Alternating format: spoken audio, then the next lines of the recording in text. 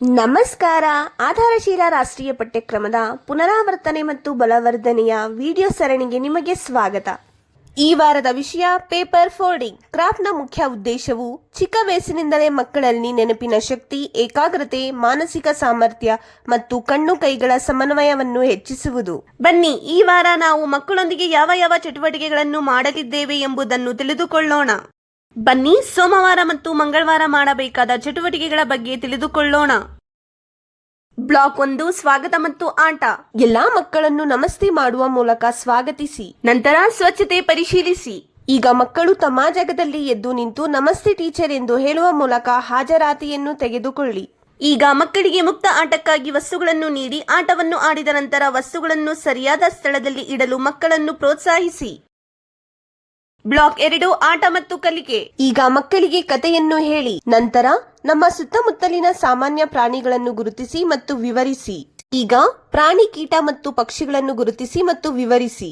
ಪ್ರತಿ ವಾರ ಪೋಷಣ್ ಮಾಸ ಅಥವಾ ಹಬ್ಬಗಳು ಮತ್ತು ಸಮಾರಂಭಗಳ ಸಮಯದಲ್ಲಿ ವಿಭಿನ್ನ ಚಟುವಟಿಕೆಗಳನ್ನು ತಯಾರಿಸಿ ಮತ್ತು ನಿರ್ವಹಣೆಯನ್ನು ಮಾಡಿ. ಬ್ಲಾಕ್ 3, ಪ್ರತಿಬಿಂಬ ಮತ್ತು ವಿದಾಯ. ನಂತರ ಹೊರಗೆ ಹೋಗಿ ಮಕ್ಕಳಿಗೆ ಆಟವನ್ನು ಆಡಿಸಿ. ಈಗ ಎಲ್ಲಾ ಮಕ್ಕಳನ್ನು ವೃತ್ತದಲ್ಲಿ ಕುಳಿತುಕೊಳ್ಳಲು ಹೇಳಿ.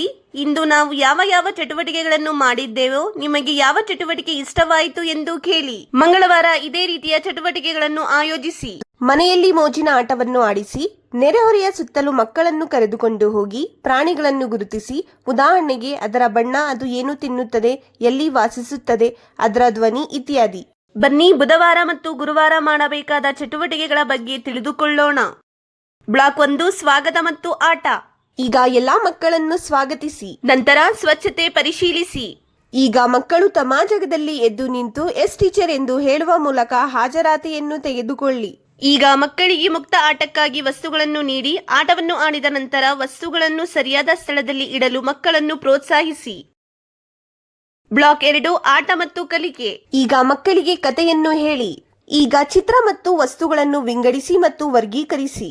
ಈಗ ನೈಸರ್ಗಿಕ ವಸ್ತುಗಳನ್ನು ಗುರುತಿಸಿ ಮತ್ತು ವರ್ಗೀಕರಿಸಿ. ಪ್ರತಿ ವಾರ ಪೋಷಣ್ ಮಾಸ ಅಥವಾ ಹಬ್ಬಗಳು ಮತ್ತು ಸಮಾರಂಭಗಳ ಸಮಯದಲ್ಲಿ ವಿಭಿನ್ನ ಚಟುವಟಿಕೆಗಳನ್ನು ತಯಾರಿಸಿ ಮತ್ತು ನಿರ್ವಹಣೆಯನ್ನು ಮಾಡಿ. ಬ್ಲಾಕ್ 3, ಪ್ರತಿಬಿಂಬ ಮತ್ತು ವಿದಾಯ. ನಂತರ ಹೊರಗೆ ಹೋಗಿ ಮಕ್ಕಳಿಗೆ ಆಟವನ್ನು ಆಡಿಸಿ. ಈಗ ಎಲ್ಲಾ ಮಕ್ಕಳನ್ನು ವೃತ್ತದಲ್ಲಿ ಕುಳಿತುಕೊಳ್ಳಲು ಹೇಳಿ. ಇಂದು ನಾವು ಯಾವ ಚಟುವಟಿಕೆಗಳನ್ನು ಮಾಡಿದ್ದೇವೋ, ನಿಮಗೆ ಯಾವ ಚಟುವಟಿಕೆ ಇಷ್ಟವಾಯಿತು ಎಂದು ಕೇಳಿ. ಗುರುವಾರ ಇದೇ ರೀತಿಯ ಚಟುವಟಿಕೆಗಳನ್ನು ಆಯೋಜಿಸಿ. ಮನೆಯಲ್ಲಿ ಮೋಜಿನ ಆಟವನ್ನು ಆಡಿಸಿ. ಅಡುಗೆ ಮನೆ ಅಥವಾ ತರಕಾರಿ ಮಾರಾಟಗಾರರ ಬಳಿಗೆ ಮಕ್ಕಳನ್ನು ಕರೆದುಕೊಂಡು ಹೋಗಿ ಹಣ್ಣು ಮತ್ತು ತರಕಾರಿಗಳನ್ನು ಗುರುತಿಸಿ ಅವುಗಳ ಬಣ್ಣ, ರುಚಿ ಇತ್ಯಾದಿಗಳ ಬಗ್ಗೆ ಮಾತನಾಡಿ. ಶುಕ್ರವಾರ ಮತ್ತು ಶನಿವಾರ ಮಾಡಬೇಕಾದ ಚಟುವಟಿಕೆಗಳ ಬಗ್ಗೆ ತಿಳಿದುಕೊಳ್ಳೋಣ. ಬ್ಲಾಕ್ 1, ಸ್ವಾಗತ ಮತ್ತು ಆಟ. ಎಲ್ಲಾ ಮಕ್ಕಳನ್ನು ಕಚಗುಳಿ ಮಾಡುವ ಮೂಲಕ ಸ್ವಾಗತಿಸಿ. ನಂತರ ಸ್ವಚ್ಛತೆ ಪರಿಶೀಲಿಸಿ. ಈಗ ಮಕ್ಕಳು ತಮ್ಮ ಜಾಗದಲ್ಲಿ ಎದ್ದು ನಿಂತು ಎಸ್ ಮ್ಯಾಮ್ ಎಂದು ಹೇಳುವ ಮೂಲಕ ಹಾಜರಾತಿಯನ್ನು ತೆಗೆದುಕೊಳ್ಳಿ. ಈಗ ಮಕ್ಕಳಿಗೆ ಮುಕ್ತ ಆಟಕ್ಕಾಗಿ ವಸ್ತುಗಳನ್ನು ನೀಡಿ ಆಟವನ್ನು ಆಡಿದ ನಂತರ ವಸ್ತುಗಳನ್ನು ಸರಿಯಾದ ಸ್ಥಳದಲ್ಲಿ ಇಡಲು ಮಕ್ಕಳನ್ನು ಪ್ರೋತ್ಸಾಹಿಸಿ. ಬ್ಲಾಕ್ 2, ಆಟ ಮತ್ತು ಕಲಿಕೆ.